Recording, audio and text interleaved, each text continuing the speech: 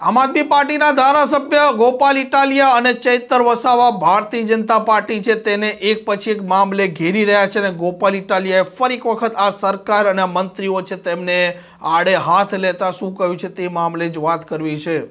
વૈષ્ણવજન તો તેને કહીએ જે પીડ પરાઈ જાનાને રે।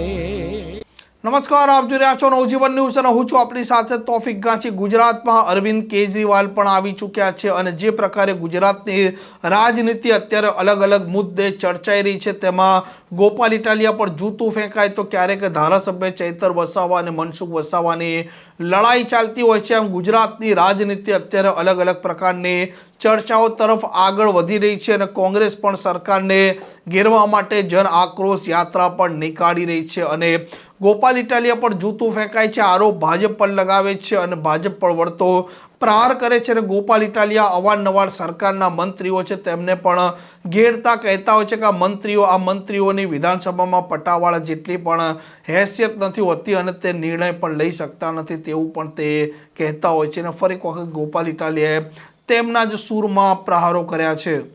ગઈકાલે ભાજપ પક્ષે તાનાશાહી અને ગુંડાગર્દીની બધી હદ વટાવી।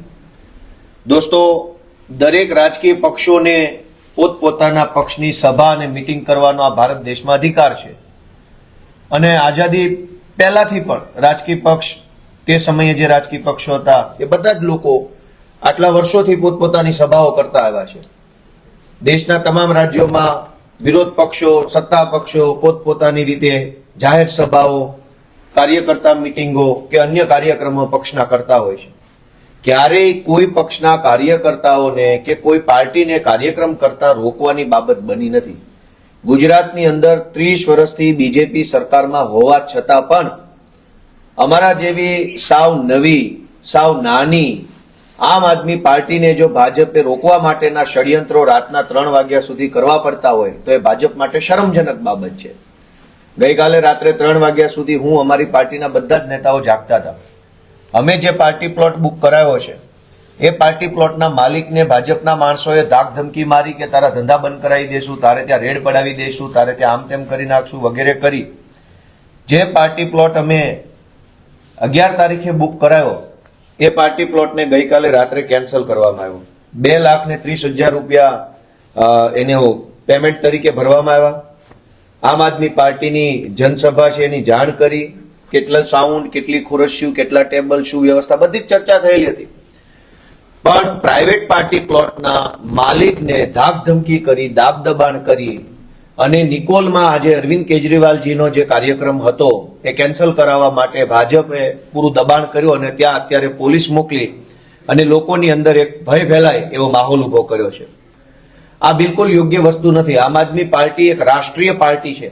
ગુજરાતના 42 લાખ લોકોએ આમ આદમી પાર્ટીને મત આપેલ છે અને એટલે ગુજરાતની જનતાએ ઓથોરાઇઝડ કરેલી વિપક્ષી પાર્ટી છે। આમ આદમી પાર્ટીને જનસભા કરતા રોકવામાં આવે છે એ બાબત નિંદનીય છે। અમે પણ નક્કી કર્યું છે કે હવે પછીથી એક નવું લોકેશન છે ત્યાં અરવિંદ કેજરીવાલજીની આમ આદમી પાર્ટીની સભા આજે જ કરવાની છે। આજે લોદરિયાલ મોડાસર રોડ ઉપર ગુજરાત ગેસ સ્ટેશનની બાજુમાં લોદરિયાલ જે આવ્યું છે ત્યાં સાણંદ બાવળા પાસે ત્યાં બપોર પછી નિર્ધારિત સમયે 2:30 વાગ્યાથી લઈ અને જે અમારો નિર્ધારિત સમય છે એ સમયે અરવિંદ કેજરીવાલજીની જાહેર સભા થવાની છે। અમે નવું સ્થળ અમારા આમ આદમી પાર્ટીના કાર્યકર્તાની પ્રાઇવેટ પ્રોપર્ટીની અંદર નક્કી કર્યું છે। એ અમારા આમ આદમી પાર્ટીના કાર્યકર્તાએ પોતાની જગ્યા આપી છે પ્રાઇવેટ ઇવેન્ટ તરીકે અરવિંદ કેજરીવાલજીની સભા આજે થઈને રહેવાની છે। પણ દુઃખની બાબત એ છે કે અરવિંદ કેજરીવાલ ગુજરાતમાં આવે અને આમ આદમી પાર્ટીના તમામ નેતાઓ ગુજરાતની જનતાને સંબોધિત કરે તો એમાં ભાજપના પેટમાં કેમ તેલ રેડાય છે? ભાજપને શું તકલીફ પડે છે? 30 વર્ષથી સરકાર છે।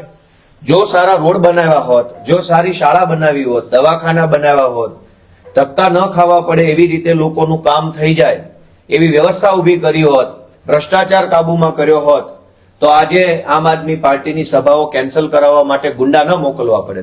ભાજપે અમારી સભાઓમાં ગુંડા મોકલવા પડે, અમારી સભા કેન્સલ કરાવવા ગુંડાઓ મોકલવા પડે, દર્શાવે છે કે આવનારા દિવસોમાં આમ આદમી પાર્ટી લોકોની વચ્ચે ખૂબ મજબૂતીથી ઉભરી આવવાની છે એનો અંદાજ ભાજપને આવી ગયો છે। ભાજપ ગમે તેટલા રોકવાના પ્રયત્નો કરે, અમારા અનેક કાર્યકર્તાઓ પર એફઆઈઆર કરી અને રોકવાની કોશિશ કરી છે. અમારા માનની રાજુભાઈ કરપડા, માનની પ્રવીણભાઈ રામ, રમેશભાઈ મીર સહિતના અનેક આગેવાનો આજે પણ જેલમાં છે. અમારા કાર્યકર્તાઓને રોકવાની કોશિશ થઈ, છતાં અમે ન રોકાયા. તો અમારા કાર્યક્રમોની અંદર હુમલાઓ કરાવવાની ઘટના બની, છતાં અમે ન રોકાયા. તો હવે અમારા કાર્યક્રમ જ બંધ કરી દેવાની ભાજપે જે કોશિશ કરી છે, એની સામે આમ આદમી પાર્ટી બિલકુલ ડર્યા વગર પૂરી તાકાતથી, પૂરા જોશથી લડશે.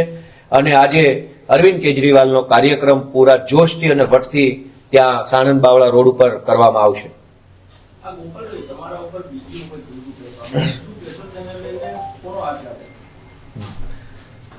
મારી જનસભામાં, ગાંધીધામમાં, રાજકોટમાં, જામનગરમાં અને છેલ્લે માળિયા હાટીનામાં વગેરે વગેરે જગ્યાએ મારી જનસભામાં મારા ઉપર હુમલો કરવાની કોશિશ થઈ. અને આ હુમલો કરાવનાર મને એમ લાગે છે કે ચોક્કસપણે ભાજપ પાર્ટી છે. આખી ભાજપ પાર્ટી વિસાવદર વિધાનસભાની ચૂંટણીમાં મને હરાવવા માટે કોશિશ કરી. મુખ્યમંત્રી, મંત્રી, તમામ લોકોએ પોતપોતાની પૂરી કોશિશ કર્યા પછી પણ જ્યારે એનાથી એ સફળતા ન મળી અને પોતે નિષ્ફળ ગયા, ત્યારથી એ લોકો મારા ઉપર ચીડાયેલા છે. ગુજરાતની આ એક જ એવી પેટા ચૂંટણી છે કે જેનો પડઘો આખા દેશમાં પડ્યો. ભાજપની શરમજનક રીતે વિસાવદરમાં હાર થઈ. ભાજપ આ હારથી બોખલાઈ જઈને, ઉશ્કેરાઈ જઈને મને ખરાબ ચિતરવા માટે, અમારી પાર્ટીને ખરાબ ચિતરવા માટે, લોકોમાં ભય ફેલાવવા માટે થઈ અને છાશવારે આવા હુમલાઓ મારા ઉપર કરાવવાની કોશિશ કરે છે. પણ હું ભાજપથી ડરતો નથી ને ભવિષ્યમાં ડરવાનો નથી. આજે કદાચ જૂતું મારે છે, કાલ મને છરી કે તલવાર મારી દેશે, તો પણ હું ભાજપની સામે લડતો રહીશ. આ પ્રકારના સમાચાર માટે નવજીવન ન્યૂઝ ડી ચેનલને લાઇક, શેર અને સબસ્ક્રાઇબ કરવાનું ભૂલતા નહીં. નમસ્કાર.